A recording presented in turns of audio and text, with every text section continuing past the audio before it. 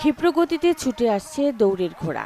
বিজয় রেখে স্পর্শ করতে প্রাণপণ চেষ্টা সোয়ারিদের, আর দুই পাশে অপেক্ষমান দর্শকের হই হুল্লোড়, চিৎকার আর উল্লাস। কিশোরগঞ্জের কটিয়াদী উপজেলার চাঁদপুর ইউনিয়নের দুর্গাপুর এলাকায় এলাকাবাসীর উদ্যোগে আয়োজন করা হয় ঐতিহ্যবাহী এমন ঘোড়দৌড় প্রতিযোগিতার। দেশের বিভিন্ন স্থান থেকে আসা মোট 14টি ঘোড়া প্রতিযোগিতায় অংশ নেয়। বড়, মাঝারি ও ছোট বিভাগে বিভক্ত হয়ে ঘোড়াগুলো প্রতিটি ধাপে প্রায় 1 কিলোমিটার দূরত্ব অতিক্রম করে। দূর দূরান্তের হাজার হাজার নারী পুরুষ ও শিশুরা ভিড় করে ঘোড়দৌড় দেখতে। তাদের চোখে মুখে ছিল খুশির ঝিলিক।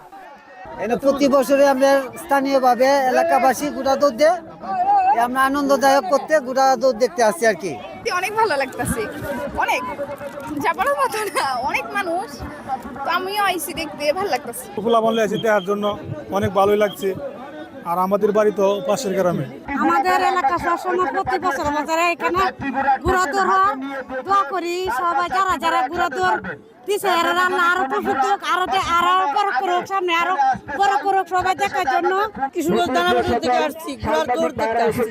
আমাদের এখানে প্রতি বছরই এই ঐতিহ্যবাহী ঘোড়া দৌড় হয়। আমরা এখানে প্রতি বছরই দেখতে আসি, এখনো আসছি, খুব ভালো লাগছে। প্রতিযোগিতার 2টি বিভাগে প্রথম স্থান অধিকার করেন কটিয়াদী উপজেলার বনগ্রামের রবিন মিয়া, দ্বিতীয় স্থান অধিকার করেন গাজীপুর জেলার কাপাসিয়া উপজেলার কাউসার ও তৃতীয় স্থান অধিকার করেন কটিয়াদী উপজেলার মানিকখালী সোহাগ।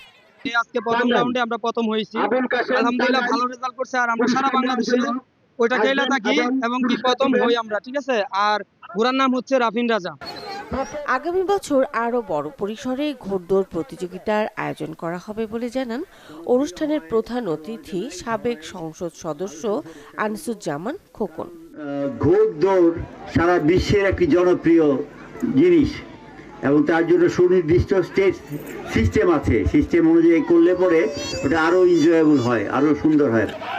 প্রতিযোগিতা শেষে প্রতি বিভাগে প্রথম স্থান অর্জনকারীকে একটি করে রেফ্রিজারেটর, দ্বিতীয় স্থান অর্জনকারীকে একটি খাসি এবং তৃতীয় স্থান অর্জনকারীকে একটি এলইডি টিভি পুরস্কার হিসেবে প্রদান করা হয়।